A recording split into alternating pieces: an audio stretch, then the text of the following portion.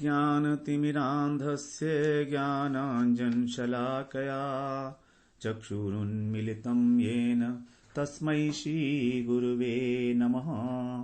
वन्देऽहं श्रीगुरो श्रीयुतपदकमलं श्रीगुरून् वैष्णवांश्च श्रीरूपं साग्रजातं सहगण रघुनाथान्वितं तं सजीवं साद्वैतं सावधूतं परिजनसहितं कृष्णचैतन्यदेवं श्रीराधा कृष्णपादान् सहगण ललिता श्रीविशाखान्वितांश्च तमादिदेवं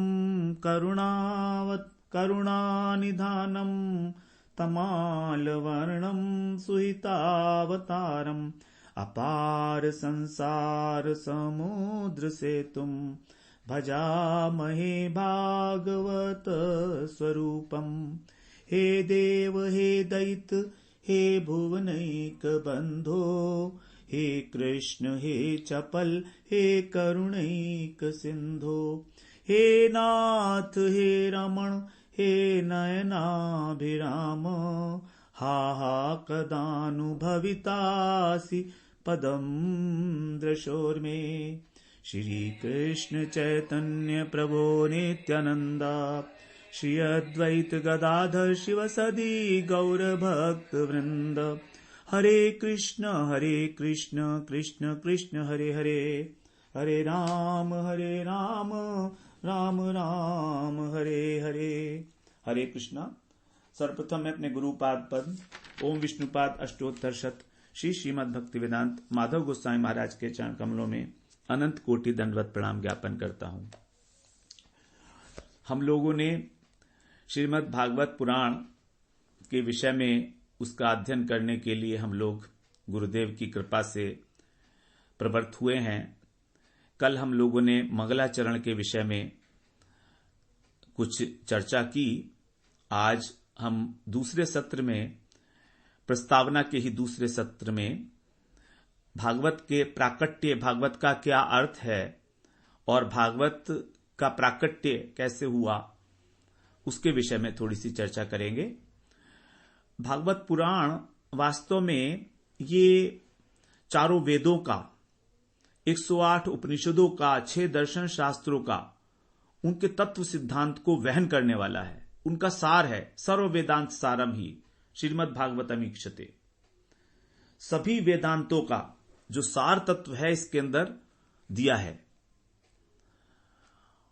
और महाप्रभु ने, चैतन्य महाप्रभु ने भागवत को ही निर्मल शब्द प्रमाण के रूप में स्थापित किया है। और ये हमको प्रेम रूपी जो परम पुरुषार्थ है, पंचम पुरुषार्थ, क्योंकि 4 पुरुषार्थ तो हम जानते ही हैं, धर्म अर्थ काम मोक्ष, लेकिन इनसे भी जो अतीत एक प्रेम, भगवत प्रेम जो है वो पंचम पुरुषार्थ कहा गया है, उसको देने वाला स्वीकार किया है महाप्रभु ने। तो महाप्रभु के उसमें बताया है, आराध्यो भगवान ब्रजेश तनयस तद्धाम वृंदावनम, रम्या काचित् उपासना ब्रजवधू वर्गेण या कल्पिता, श्रीमद् भागवतम पुराणममलं प्रेमापुमर्थो महान्, श्री चैतन्य महाप्रभुर्मतमिदं तत्रादरो न परः। कह रहे हैं आराध्यो भगवान ब्रजेश तनय, अर्थात हमारे आराध्य कौन है? हमारे आराध्य हैं ब्रजेश तनय। ब्रजेश तनय कौन है? ब्रजेश कौन है? नंद बाबा, जो ब्रज के राजा हैं। और उनके तनय, उनके जो पुत्र हैं वो भगवान कृष्ण। कौन है वो? भगवान। आराध्यो भगवान है वो।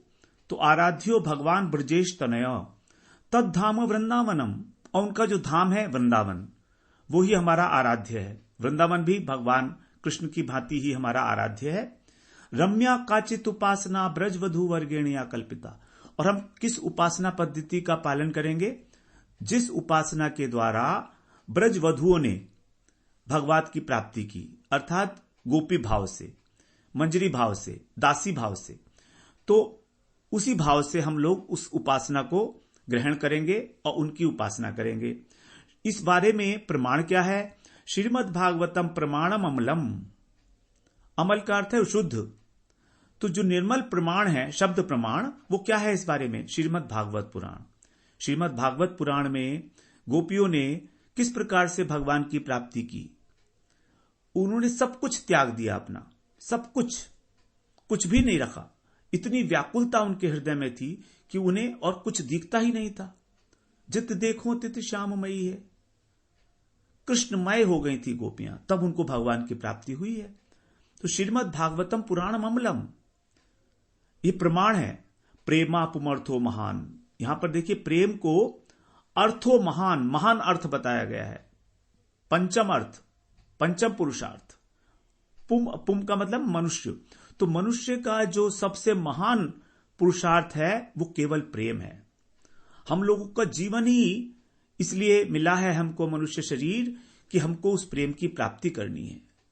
तभी यहां पर कहा पुमर्थो महान, मनुष्यों का जो पुरुषार्थ है वो श्री चैतन्य महाप्रभुर मतविदम, यही है चैतन्य महाप्रभु का मत। तत्रादरो न परः, मैं इसी का आदर करता हूं, अन्य किसी मत का आदर नहीं करता। आदर नहीं करता, और भी बहुत सारे मत प्रचलित हैं, लेकिन भगवत प्राप्ति के लिए यही एक मत जो है वो महाप्रभु के द्वारा स्वीकृत है। तो फिर अन्य उपाय जो शास्त्र हैं उसकी क्या आवश्यकता है? जब श्रीमद् भागवत पुराण शिरोमणि है, जो कुछ भी इस ग्रंथ में है वही मान्य है। यदि अन्य पुराणों में कोई बात लिखी गई है और यहां से वो बात प्रमाणित नहीं होती है भागवत से, तो फिर वो मान्य नहीं है। सर्वार्थ सिद्धि इसी पुराण के अनुशीलन से, अध्ययन से होगी, श्रवण से होगी। तभी हमारे हृदय के अंदर भगवान कृष्ण अवरुद्ध होंगे। हृदय में जब भगवान आ जाते हैं हृदय में, तो फिर किसी और कथा का कोई स्थान नहीं रहता, कुछ नहीं सुनने का मन करता। फिर आनेर हृदयमम मोर मन वृंदावन, आनेर हृदयमम मन, और लोगों का जो हृदय है वो मन होगा, ठीक है। महाप्रभु कह रहे हैं मोर मन वृंदावन, मेरा मन जो है वो वृंदावन है। और भगवान कृष्ण कहां रहते हैं? वृंदावन में रहते हैं। मोर मन वृंदावन। तो जब हम अपने हृदय को वृंदावन बना लेते हैं, तभी वहां पर भगवान का आविर्भाव होता है। तभी इस बात को समझ में आएगा हमको कि भगवान कृष्ण किस प्रकार से हृदय के अंदर आकर बैठ जाते हैं, अवरुद्ध हो जाते हैं।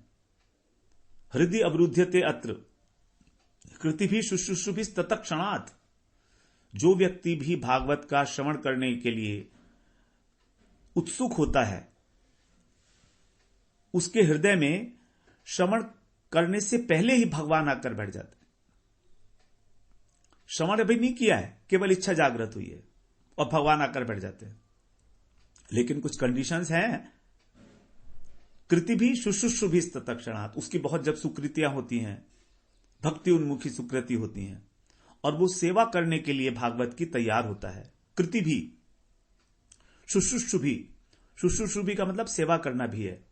तो सुनने के लिए भी तैयार हो, क्योंकि भागवत का श्रवण करना श्रद्धा पूर्वक ही भागवत की सेवा है। भागवत की सेवा ठीक है, वो तो हम लोग करते हैं, भागवत की आरती करते हैं, उसको भगवान का अवतार है।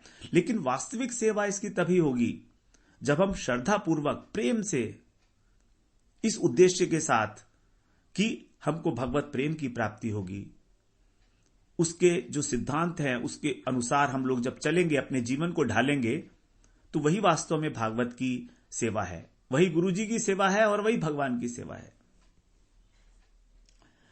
तो भागवत का जब निरंतर अनुशीलन किया जाता है, तब महाप्रभु की, चैतन्य महाप्रभु की जो अमंद उदया दया है वो प्राप्त होती है। दया दो प्रकार की, मंद उदया और अमंद उदया। इस जगत के लोग जो दया करते हैं वो मंद उदया है। मंद उदया मतलब उससे मंद का उदय होता है, उससे कोई कल्याण नहीं होता, किसी कोई कल्याण नहीं होता। कोई हमारे ऊपर अगर हमको कुछ खाने के लिए रोटी दे दे या कपड़ा दे दे, औषधि दे दे, जगह दे दे रहने के लिए, सुख सुविधाएं दे दे, वो दया नहीं है, वो तो मंद उदया है, वो तो नश्वर है। लेकिन महाप्रभु की दया जो है वो अमंद उदया दया है। गुरुदेव की दया है अमंद उदया, उससे हमारा अमंद उदय हो जाता है, मतलब कल्याण हो जाता है। तो ऐसा कहा जाता है कि गया है हमारे परम गुरुदेव ने नित्य लीला प्रविष्ट ओम विष्णुपाद अष्टोत्तरशत श्री श्रीमद भक्ति वेदांत नारायण गोस्वामी महाराज की उक्ति है ये कि श्रीमद भागवत पुराण के निरंतर अनुशीलन से श्री चैतन्य महाप्रभु की अमंद उदया दया प्रकाशित हो जाती है, प्राप्त हो जाती है। तो उन्हीं का अनुगत्य करते हुए, उन्हीं के विचारों को शिरोधार्य करके, अक्षरशः उनको स्वीकार करते हुए हम लोग श्रीमद् भागवत में प्रवेश कर रहे हैं। भागवत का अर्थ है भगवतः अयम भागवतः, भगवतः अयम भागवतः, अर्थात भगवान से संबंधित जो भी है वही है भागवत। जो भगवान से संबंधित है वही है भागवत। तो भगवान, भगवान के अनुगत भक्त, ये दोनों ही भागवत है। भगवान, भागवत का श्रवण करना, भागवत का पठन पाठन, उसका अर्थ विचार, अर्थ चिंतन करना, यही है भक्ति का प्रधान अंग। तो भागवत शब्द में 4 अक्षर आते हैं, भा, ग, व और त, ये 4 अक्षर भागवत में आते हैं, भागवत। तो श्री गुरुदेव इस भागवत शब्द की बताते हैं, व्युत्पत्ति बताते हैं। भा का अर्थ होता है ज्ञान, अर्थात जो अन्य शास्त्रों में ज्ञान असंपूर्ण है, अव्यक्त है, उस तत्व को प्रकाशित करने वाला श्रीमद् भागवत। और वो तत्व क्या है? वो विशेष रूप से वो ज्ञान क्या है? ज्ञान तो हमने भगवत गीता में ही पढ़ा, तत्व ज्ञान था उसमें, लेकिन कोई ऐसा तत्व जो कहीं अन्य शास्त्रों में प्रकाशित नहीं है इतने स्पष्ट रूप से। वो तत्व क्या है? वो तत्व है भगवान श्री कृष्ण का भक्त वात्सल्य और भक्तों के द्वारा उनका वशीभूत हो जाना। मेरे गुरुदेव इस प्रकार से भागवत के अर्थ बताते हैं। गौ का अर्थ है गतिरस्य दुरत्यया, अर्थात गोपी भाव की प्राप्ति, जहां पर गति अत्यंत दुरत्यय है, दुष्कर है, जस्ट नॉट पॉसिबल, प्रवेश करना अत्यंत मुश्किल है, दुष्कर, दुरत्यया, गतिरस्य दुरत्यया, वहां भर हमारा प्रवेश कराती है भागवत। तो भगवान का भक्त वात्सल्य गुण और गोपी भाव की प्राप्ति। उसके बाद वो का अर्थ है वरिष्ठम सर्वशास्त्रेषु, सभी शास्त्रों के अंदर जो सबसे श्रेष्ठ है, वरिष्ठ है, जिससे हमारा भक्ति, ज्ञान और वैराग्य पुष्ट होते हैं, तीनों एक साथ। कोई अलग से साधन नहीं करना है ज्ञान का, वैराग्य का। जब हृदय में भक्ति देवी आ जाती हैं तो ज्ञान वैराग्य तो अपने आप चले आते हैं, जनयति आशु, अपने आप ही, जिसके हृदय में भक्ति है। फिर तो का अर्थ बताते हैं तरणिम च भवान नव, गुरुदेव बताते हैं तरणिम च भवान नव, अर्थात भव सागर को पार करने के लिए एक नाव के समान है।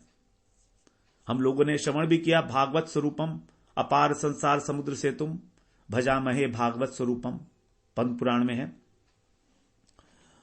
तो तरणी के समान है, एक नाव के समान है हमारे लिए। अथवा इसको कह सकते हैं भागवता नाम पुराणम इति भागवत पुराणम, जिसमें भगवान से भी अधिक भगवान के भक्तों की महिमा का वर्णन है, उसको कहा गया भागवत पुराण। भगवान के भक्तों से भी अधिक, भगवान से भी अधिक उनके भक्तों की महिमा का वर्णन। इसमें भागवत में आप देखेंगे भक्तों की ही वर्णन है सब। भगवान का वर्णन तो है लेकिन इतना नहीं है जितना भक्तों का है। और साधारण भाषा में बताया गया, भा माने भक्ति, गौ माने ज्ञान, वो माने वैराग्य और तो माने त्याग। हिंदी के अंदर अगर हम समझें तो ये जो है महात्म्य में बताया गया, इसको भगवता प्रोक्तम इति भागवतम, जो भगवान के विषय में बताती है। भक्ति ज्ञान विरागाणाम स्थापनाय प्रकाशितम, भक्ति ज्ञान विरागाणाम स्थापनाय प्रकाशितम, भक्ति ज्ञान और वैराग्य को स्थापित करने के लिए ही श्रीमद् भागवत पुराण का प्राकट्य हुआ। स्वयं भगवान ने यह बात कही है 3 स्कंध में। भागवत किसे कहते हैं? पुरा मया प्रोक्तम जायनाभ्ये पद्मे निचरणाय ममादि सर्गे ज्ञानम परम महिमावभासम यत्सूरयो भागवतम वदन्ति। 3 स्कंध के 4 अध्याय के 13वें श्लोक में कह रहे हैं कि पुरा मया प्रोक्तम अजाय, अज का अर्थ है यहां पर ब्रह्मा जी। तो पुरा मया प्रोक्तम, पुरा माने पहले, सृष्टि के आरंभ में मैंने अपनी नाभि कमल पे बैठे हुए ब्रह्मा जी को, नाभ्य पद में अपनी महिमा प्रकट करने वाले, निषणाय ममादि सर्गे, अपनी महिमा को प्रकट करने वाले, महिमा, मेरी महिमा को प्रकट करने वाले जिस ज्ञान का उपदेश दिया उसे ही विवेकी लोग भागवत कहते हैं। तो भगवान ने ब्रह्मा जी को चतुश्लोकी उपदेश दिया है। 2 स्कंध में आएगा, हम लोग वहां श्रवण करेंगे उसको। 4 श्लोकों में ब्रह्मा जी को भगवान ने वहां पर उपदेश दिया है। तो भागवत में ही जो है भगवान के भक्तों का, भगवान का चरित्र जो है, इसीलिए इसको कहा गया था भागवत। तो अत्यंत प्राचीन काल में, प्राकट्य के विषय में थोड़ी चर्चा कर लेते हैं। अत्यंत प्राचीन काल में, वैदिक युग में, केवल एक ही जाति थी, उसको हम बोलते थे हंस। अब वो अलग अलग उपास्य तत्वों की उपासना करते थे। उनमें जो श्रेष्ठ थे उनको कहा जाता था परमहंस। तो पहले वैष्णवों का नाम ही परमहंस होता था। इसीलिए उस युग में श्रीमद् भागवत पुराण को कहते थे पारमहंस्य अथवा पारमहंसी संहिता। संहिता का अर्थ होता है संकलित ग्रंथ, मतलब जिसमें भक्तों की, भगवान की कथाओं को संग्रह किया गया है। तो क्योंकि ये परमहंस मनुष्यों के द्वारा आलोचना किया जाने वाला ग्रंथ था, इसलिए इसको कहा जाता था पारमहंसी संहिता।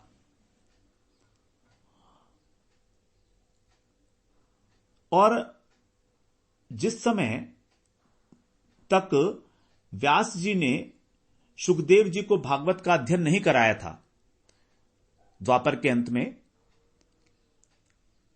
नहीं, द्वापर के अंत में नहीं है तो कलयुग में ही कराया गया है, भगवान के जाने के बाद ही तो कराया गया। हां, तो भागवत का जब अध्ययन कराया गया शुकदेव जी को महर्षि वेद व्यास जी के द्वारा अपने आश्रम पर, शाम्यापरास में आश्रम है उनका, तो उस समय भी इसको भगवान व्यास जी की जो रचनाएं हैं उसमें इसका नाम है पारमहंसी संहिता। भागवत नाम नहीं है उसमें, पारमहंसी संहिता कहा गया है। कहीं पर इसको सात्वत संहिता कहा गया है। श्रीमद् भागवत पुराण में ही इन दोनों शब्दों का प्रयोग है। जैसे कह रहे हैं, यस्मिन् पारमहंस्यम एकम अमलम ज्ञानम परम गीयते श्रीमद् भागवतम पुराण अमलम यद वैष्णवा नाम प्रियम यस्मिन् पारमहंस्यम एकम अमलम ज्ञानम परम गीयते। 12वें स्कंध का है, 13वें अध्याय का 18वां श्लोक। तो वहां पर कहा गया पारमहंस्य इस भागवत को ही।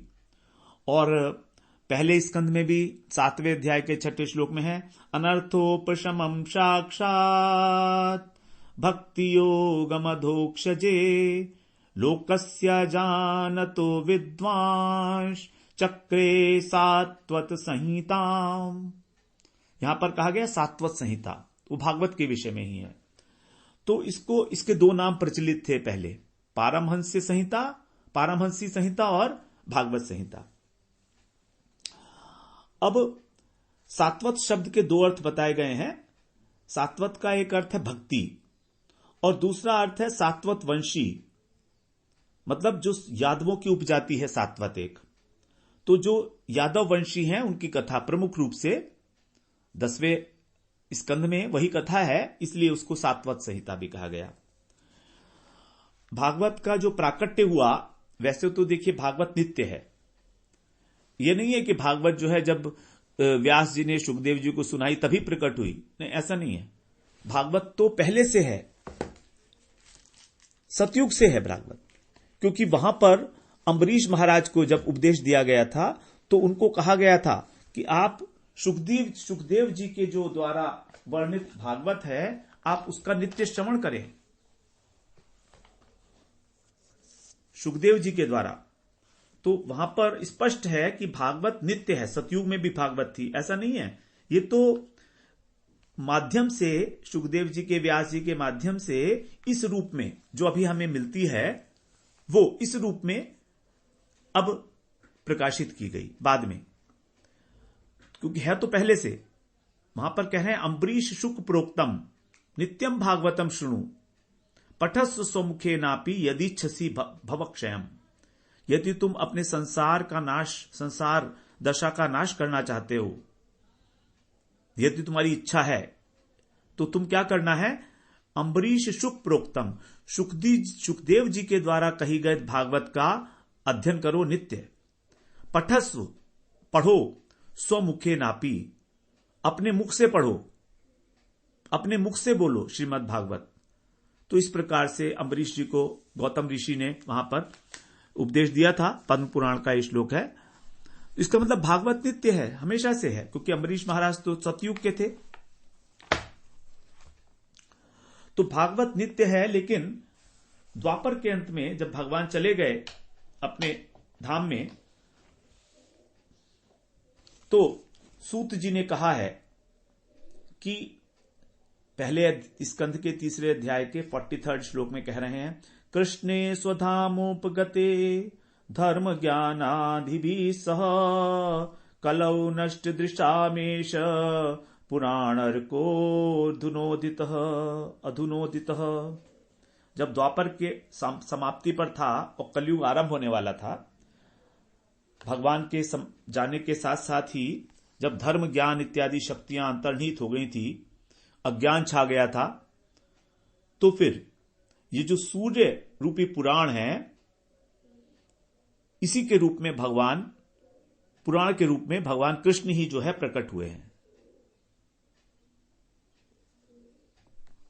भगवान कृष्ण ही इस रूप में प्रकट हुए हैं।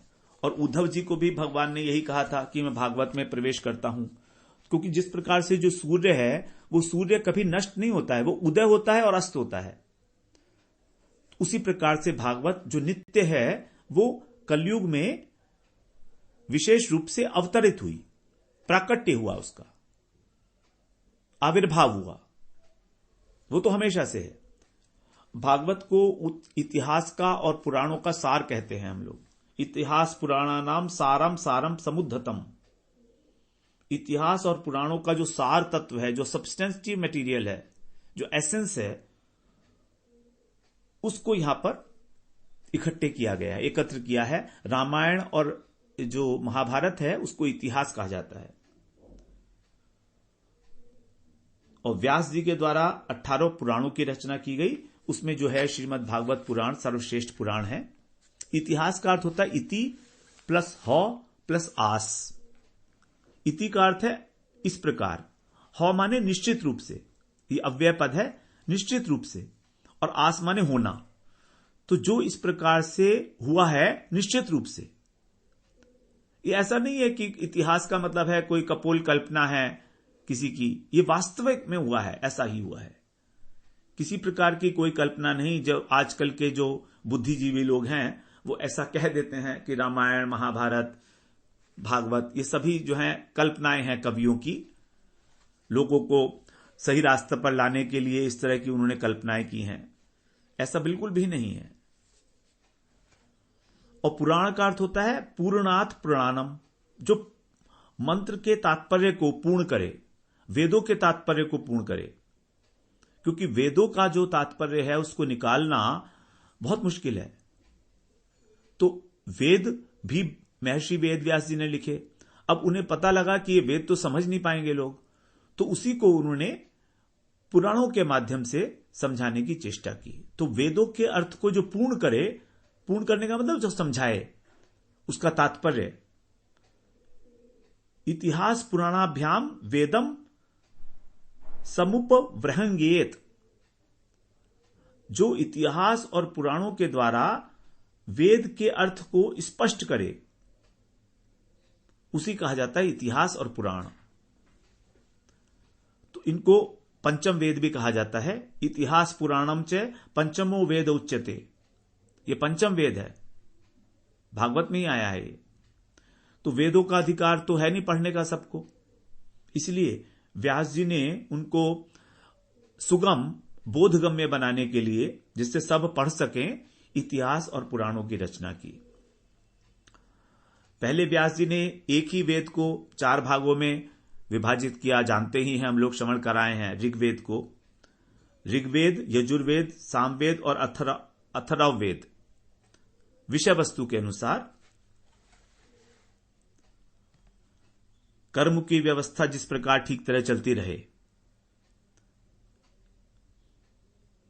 आश्रमों का जो 4 प्रकार के आश्रम हैं, 4 प्रकार के वर्ण हैं, जो वर्णाश्रम धर्म है, ये ठीक प्रकार से चलता रहे, तो उन्होंने 4 वेद बनाकर अपने 4 शिष्यों को, ऋषियों को उसका अध्ययन कराया। और जो कम बुद्धि वाले लोग थे, उनसे तो भगवान भी डरते हैं, वेद भी डरते हैं कि कहीं मेरे अर्थों का अनर्थ ना कर दें। और ऐसा हो भी रहा है, ऐसा हो भी रहा है। वेदों का पता नहीं कितने लोगों ने कुअर्थ कर रखा है, विपरीत अर्थ कर रखा है, अपने हिसाब से मनमाना अर्थ कर रखा है। वेदों के प्रतिपाद्य विषय भगवान ने कहा है, वेदैश्च सर्वे रहमेव वेद्यो वेदांत कृत वेद विदेव चाहम। भगवत गीता में कहा है 15वें अध्याय के 15वें श्लोक में कि वेदों के द्वारा प्रतिपाद्य विषय मैं हूं, जानने योग्य वस्तु मैं हूं, अर्थात मेरी प्राप्ति। और लोग जो हैं वेद को कर्मकांड समझते हैं केवल। तो कर्मकांड क्योंकि बहुतायत में है, 80% पार्ट वेदों का कर्मकांड है, 16% जो है वो ज्ञान कांड है, और केवल 4% है भक्ति। लेकिन वही वास्तव में सार तत्व है, इस बात को तो कौन जानेगा। तो इसीलिए व्यास जी ने ही इतिहास और पुराणों के माध्यम से स्पष्ट किया वेदों का तात्पर्य क्या है। भागवत जो पुराण है वो वेदों का ही तात्पर्य है। अर्थोयम ब्रह्म सूत्राणाम भारतार्थ विनिर्णय गायत्री भाष्य रूपोसौ वेदार्थ परिव्रंगित। इसके बारे में बताया है, अर्थोयम ब्रह्म सूत्राणाम, ब्रह्म सूत्र का अर्थ है ये। अयम माने ये जो पुराण है, ये ब्रह्म सूत्र का अर्थ। ब्रह्म सूत्र क्या है? ब्रह्म सूत्र है महर्षि वेदव्यास जी ने ही जो 550 सूत्र के रूप में सब उपनिषदों का सार, वो है ब्रह्म सूत्र, जिसको वेदांत सूत्र भी कहा जाता है। तो उसका भी अर्थ जो है वो है ये भागवत। अर्थो अयम ब्रह्म सूत्राणाम भारतार्थ विनिर्णय, और महाभारत का जो तात्पर्य है वो है भागवत। गायत्री भाष्य रूपोसौ, और गायत्री मंत्र जो है उसका भाष्य है श्रीमद् भागवत। देखिए कितना बड़ा भाष्य है गायत्री का। और वेदार्थ परिव्रंगित, वेदों के अर्थ को विस्तार करने वाला। वेदों का अर्थ इस भागवत पुराण में ही परिपूर्णता को प्राप्त होता है। इस भागवत की जो महिमा है वो अनेक अनेक प्रकार के पुराणों में वर्णित है। जैसे पद्म पुराण के उत्तर खंड में 6 अध्याय हैं। वो 6 अध्याय जो हैं यहां पर जो हमारी गीता प्रेस की भागवत है उसमें पहले दिए गए हैं। हम लोग उसका श्लोक वाइज अध्ययन करेंगे महिमा में। स्कंद पुराण के विष्णु खंड में भी 4 अध्याय दिए गए हैं, वो भी गीता प्रेस की भागवत पुराण में अंत में दिए गए हैं। और गरुड़ पुराण में भी इसका वर्णन है महिमा का, मत्स्य पुराण में भी है। तो किसी भी ग्रंथ की महिमा का जो वास्तविकता है वो तभी पता लगेगी जब उस ग्रंथ में ना होकर अथवा होकर भी अन्य ग्रंथों में भी हो। तभी उसकी सर्वोत्कृष्टता सिद्ध होगी ना। अब पद्म पुराण अपने आप में एक बहुत बड़ा ग्रंथ है, बहुत बड़ा पुराण है, उसमें भागवत से भी अधिक श्लोक हैं, लेकिन वो भी भागवत की महिमा का गुणगान कर रहा है। गरुड़ पुराण जो अर्थोयम ब्रह्म सूत्रा नाम है, ये श्लोक जो है गरुड़ पुराण का श्लोक है। मत्स्य पुराण में भी कहा गया है, यत्राधिकृत्य गायत्रीम वर्ण्यते धर्म विस्तरः, जिसमें अधिकृत रूप से गायत्री का वर्णन किया गया है। जो कहा गया ना, गायत्री भाष्य रूपोसौ, तो गायत्री का जिसमें वर्णन किया गया है और धर्म विस्तरः, धर्म का विस्तार किया गया है, ऐसा है श्रीमद् भागवत।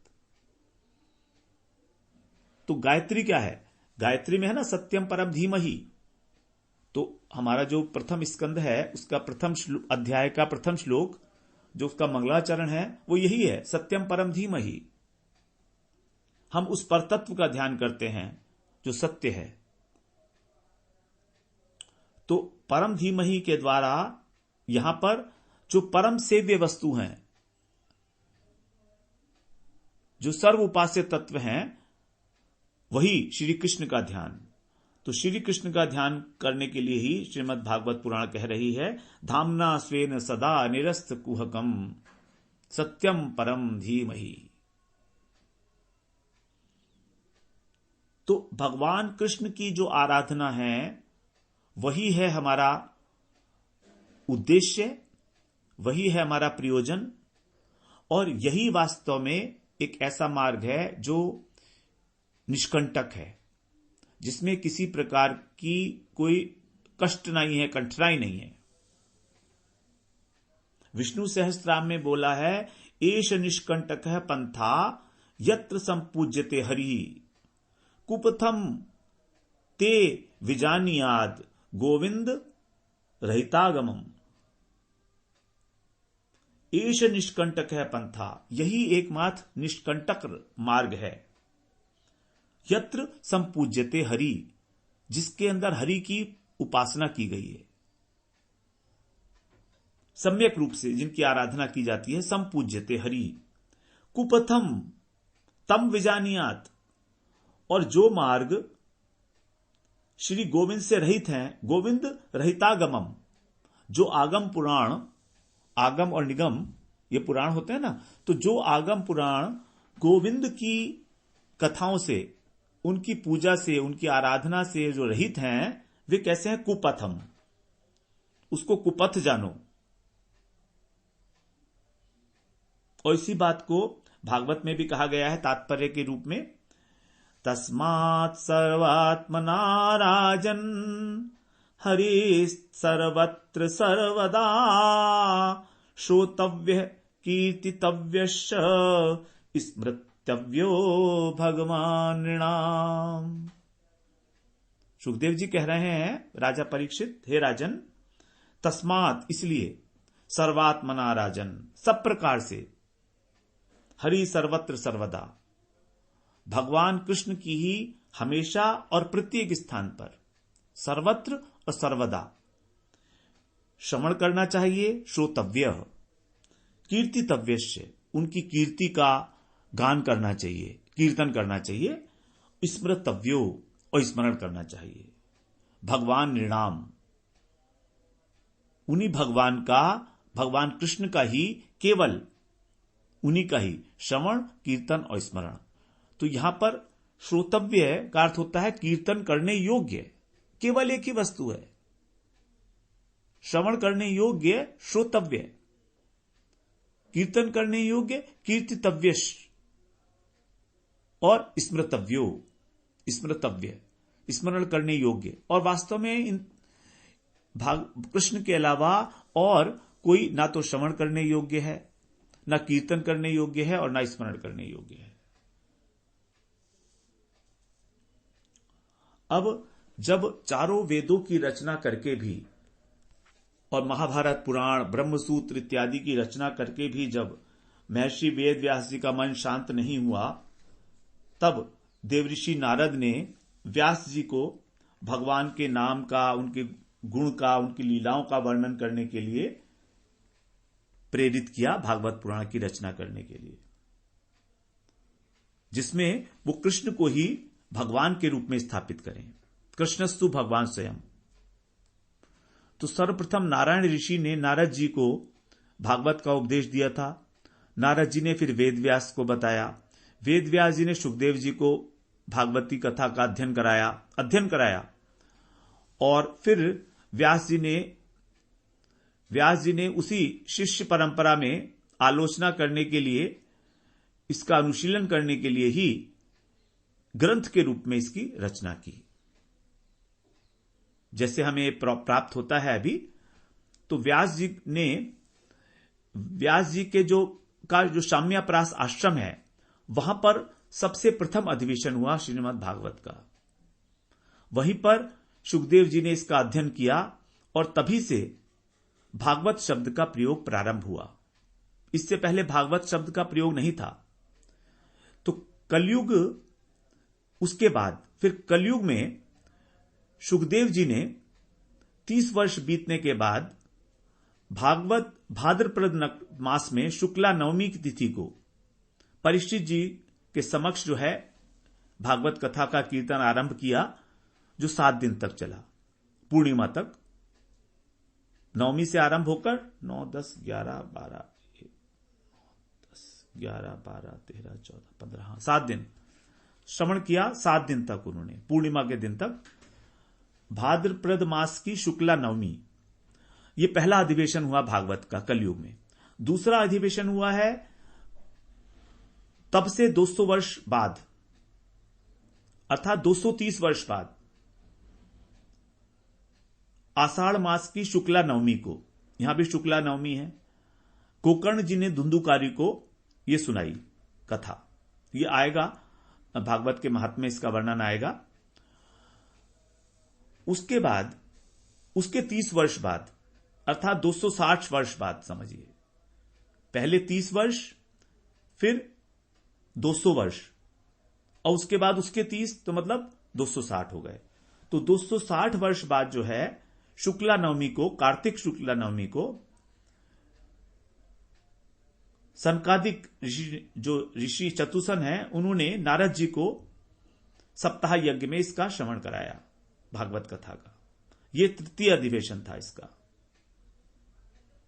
उसके बाद फिर स्कंद पुराण में वर्णन आता है कि उद्धव जी ने वृंदावन में गोवर्धन के निकट जो है उद्धव कुंड पे 1 महीने तक जो कृष्ण की महिषियां थी द्वारका की, उनको श्रीमद् भागवत कथा सुनाई, और तब सभी श्रोताओं को भगवान का साक्षात्कार हुआ। उद्धव जी को बृहस्पति जी ने भागवत का उपदेश दिया था, और बृहस्पति जी ने सांख्यायन जी से भागवत का उपदेश ग्रहण किया था। तो देखिए, सबसे पहले सांख्यायन जी ने बृहस्पति को सुनाई, बृहस्पति जी ने उद्धव जी को पढ़ाया, उद्धव जी ने फिर कृष्ण की महिषियां थी उनको ये भागवत कथा सुनाई। ये एक अलग क्रम में है।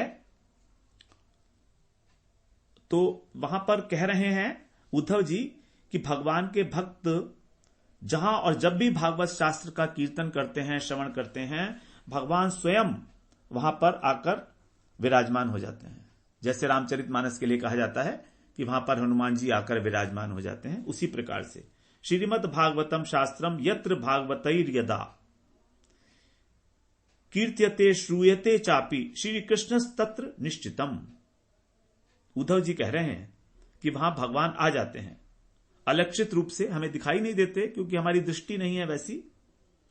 एक श्लोक का भी इसके पाठ होता है, आधे श्लोक का भी, तो श्री कृष्ण गोपियों के साथ वहां पर विद्यमान हो जाते हैं। कितनी बड़ी बात है देखिए। श्रीमद् भागवतम यत्र श्लोकम श्लोकार्धमेव च तत्रापि भगवान कृष्णो बल्लभिर विराजते। बल्लभिर विजाते, बल्लभियों के साथ, गोपियों के साथ।